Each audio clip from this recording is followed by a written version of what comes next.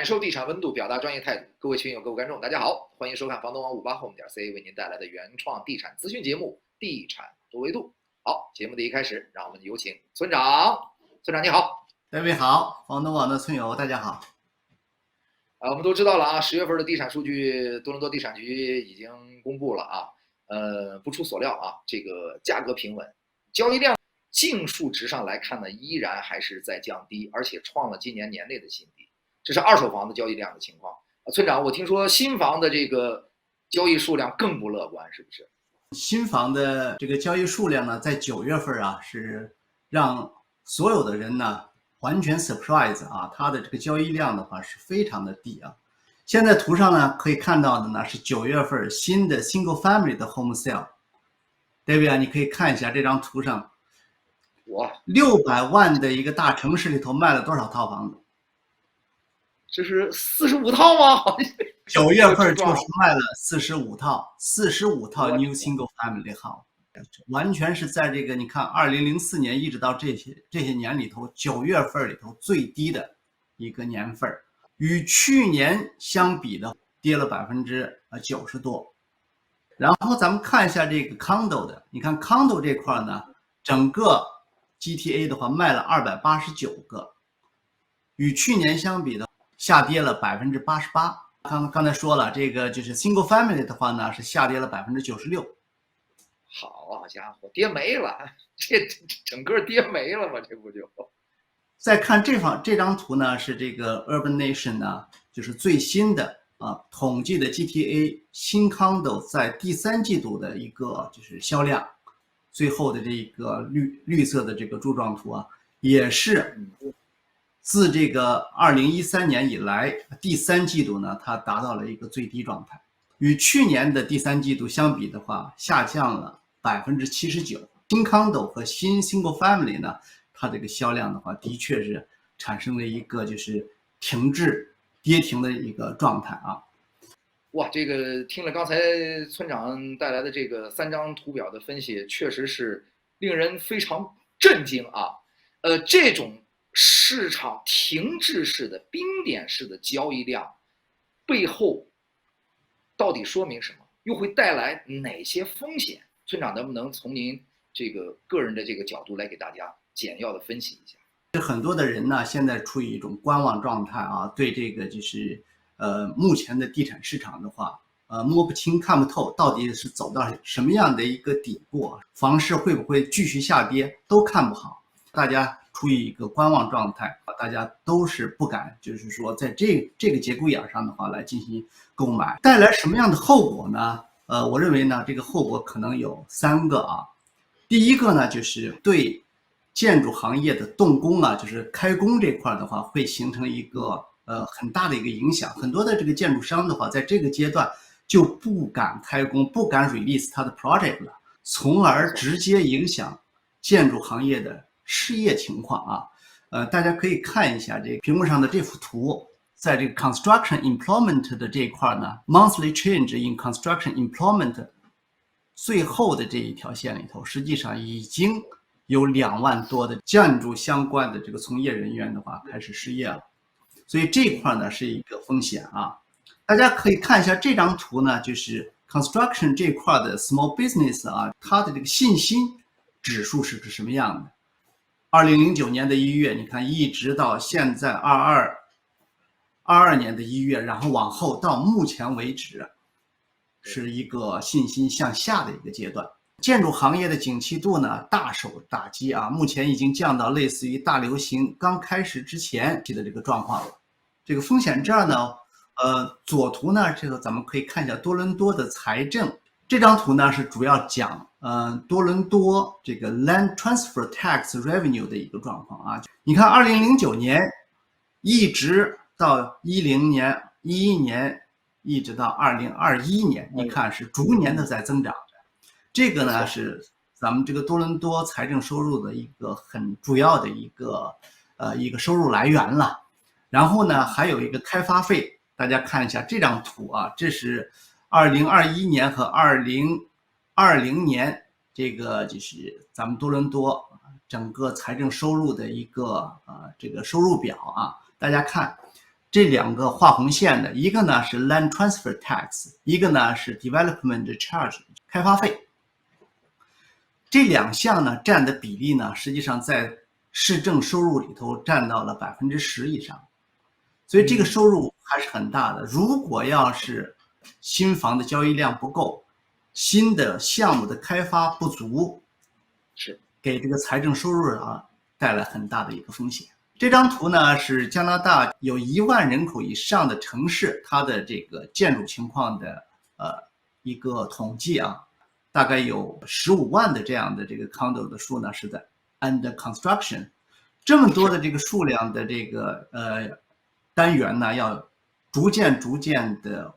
complete 完工，要进入到这个市场里头来，对于现有的这个市场就会产生一个很大的一个冲击。这就带来了第3个这个风险，这些这个 condo 呢，如果要是建好了进入市场以后，就面临着让很多的楼花的购买者的话要 closing， 要去交接。对，那目前这个情况呢，在这个交接上呢，就出现了很大的一些这个压力困难啊。大家可以看一下这个图啊，根据一个最新的一个统计呢，2018年的时候的这个 pre-construction condo 就是当时建的这个楼花卖的时候它的一个平均价格大概在每尺900块钱左右现在呢，最新的已经交接的这个新的楼花，但还没有住的楼花往外去卖的时候呢，现在的卖价是多少呢？是1100就是新的买家如果要是去交接的时候要去到银行里去贷款，房价的这种评估是根据当前的这种市场上的这个价格去评估的，那基本上是按照这个1100这样的一个价格来评估。如果要是说你是在2018年的时候还可以，但是19年、2000年有些这个 condo 呢，它是1400、1500这样的每尺的一个价格来购买的，那现在去 closing 这样的一个楼花的话，贷款上呢就直接就有一个价格上的一个损失。Toronto Star 最近报道的一个楼花的这个买家他的一个真实的一个案例这个买家呢在2020年4月购买的楼花，最近呢去银行做这个贷款评估，结果评估的价格呢比当初购买价格低了15万。更糟的呢是当初贷款他预批的时候他到这个是用的是活动利率预批的时候呢是1.5%，现在呢到了5以上了，他面临着15万的亏损，然后呢要去 closing 这个 deal 的时候呢，还要以这种高利率的这个贷款，一下子处于一个非常难堪的一种局面。他自己认为的话，这种房子的话，基本上就 close 不了了。close 不了以后呢，会造成什么样的一个结果呢？就是想这个楼花转让在这个 closing 之前的话，能不能把这个房子卖出去？赶紧卖了呀！对，我交接不了了呀，我交接不了，我到时候那我肯定，我不光我的20%的预付金没了，然后我最后的房子还让这开发商给收回去了，那我还不如前面赶紧我 assignment 得了，是吧？还有一个原因呢，就是对于如果要是你交接了，然后呢买来的 condo 你要去出租的话，出租的这个现金流实际上是很不理想下面的这个蓝色线呢，就是租金刨去直接的每月的月供吧，贷款和你的其他的一些 insurance tax 以后呢，它的这个现金流情况。如果要按这个来算的话，从2020年那时候呢，这个 cash flow 其实就是已经是负的了。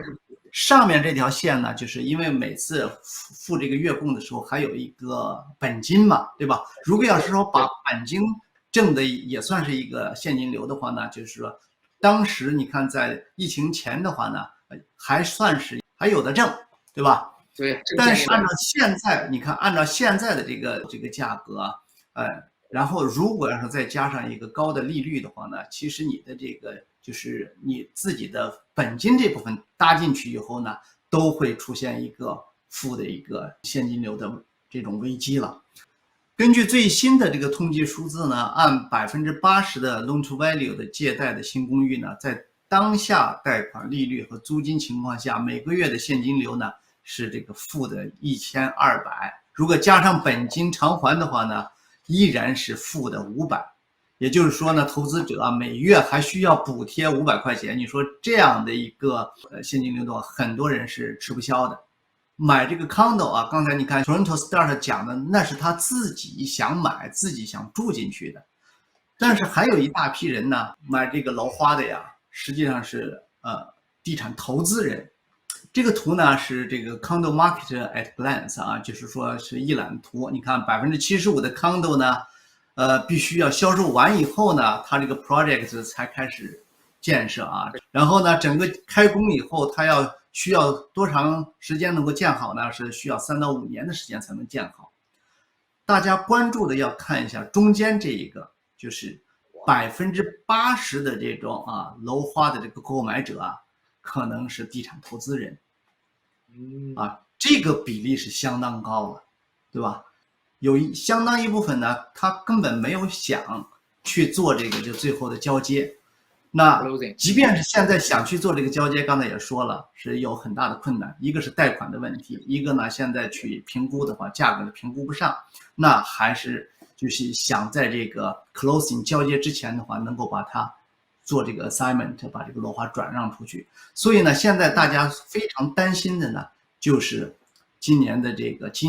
下半年啊，还有几个月到明年的上半年，这个 condo 的 assignment 这块呢，是一个很大的一个小雷区了。根据一家专做楼花暗盘那个销售网站啊，叫 Broke Pocket 啊，它这个统计，在今年3月和4月的时候，央行刚刚加息之后啊，做楼花转让的数量呢上升了73%，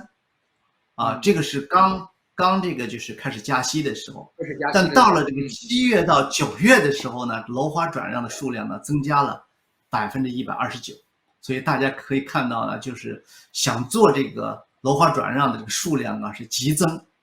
给你2个例子啊，大家可以看一下，这就是一个它是原来这个价格呢是96万买的，那现在呢想楼花转让的话呢是92万5，是吧？也就是说，不光机会成本不要了，宁肯本金我都可以不要一部分，是吧？对呀，这个也是它的这个 original 的 price 呢是79万，那现在呢就是 asking price 是79万基本上是稍微有一点点那个就是加了一点点，但是呢你想想各种各样的费用加起来以后呢，这上头包括这个 commission 费这些东西都等于是完全是亏钱的。咱们这个比较大胆的去猜想当然我们不希望这种情况发生。您刚才也讲了，现在楼花转让完全是进入一个未知的雷区了12月份可能还会再有一次加息。如果第4季度继续保持低点的话，会不会真的有人就撑不住了？会不会造成整个新房交接市场或者是新房转让市场的一地鸡毛？这是有可能的。很多地产投资人原来是买这个楼花呢，就是想做 assignment， 然后呢，有些现在是真正的想自住的，贷款上又出现了高的门槛，那也是没办法去 close。那现在就是降价，把这几年这个楼花这块赚来的红利的话，完全让出去，并且亏着本也要把它卖。因为这里头有一个这样的一个问题就是说过去的 deposit， 你哪怕是现在不要了。builder 的话没关系builder 说你不要这个房子呢，我可以低价卖出去，这个价差呢，他返回来还会找你是吧？这也是为什么这些人的话呢，宁可现在亏了钱也把它赶快转让出去。好，那么村长您有什么样的建议吗？您作为多年的地产投资人，如果要是说你已经购买了楼花，能够签订了合约呢，尽可能的是履行这种合约如果是能够 close 的话，尽量去 close。但是的确这里头呢，就是对于一些想做这个投机生意的这个市场是很残酷的，投资是有风险的。投资有风险入市需谨慎。股市里面常说的一句话，放在地产市场里一样管用。好，谢谢村长今天给我们带来的这个非常有建议性的这么一个话题也给大家带来思考，我们今后地产投资之路应该怎么去走，让自己的地产投资之路走得更安全、更健康、更保险，我觉得是每一位地产投资人都需要深思的一个话题。好，我们今天的地产多维度节目就是这样，再次感谢村长来到我们的节目中做客。